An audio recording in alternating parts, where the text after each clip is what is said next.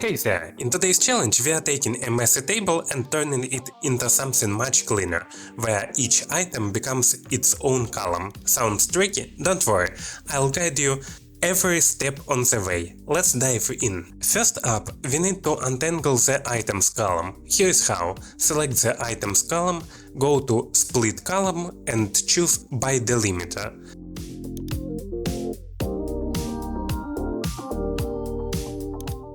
The delimiter is a comma followed by a space. Here is the important part.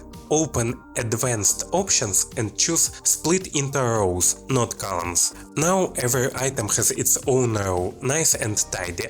Let's split it again. Select the items column once more, use split column by delimiter, this time choose a colon and a space, split them into columns.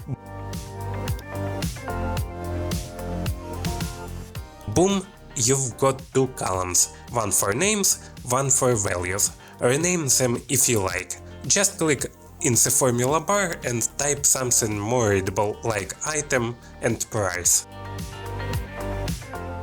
Before we pivot, let's make sure everything looks neat. Sort the item column alphabetically so it's easier to read later. This keeps your data clean and structured when we pivot. Now it's time for the magic. Here is a big step. Turning those item names into columns. Select the item column and click Pivot column. For the values column, choose Price. Wait, there is a hiccup. Where is the sum or average option? Don't panic. Those values are still treated as text. Let's fix it up. Change the data type of the price column to a number before pivoting. Now try pivoting again. You'll see all those great options like sum, average or max appear. Just choose sum and watch the table transform. And we are done. Let's recap what we covered. Splitting columns by different delimiters, sorting the items to stay organized, pivoting the data to turn rows into columns, and remembering to change data types when needed.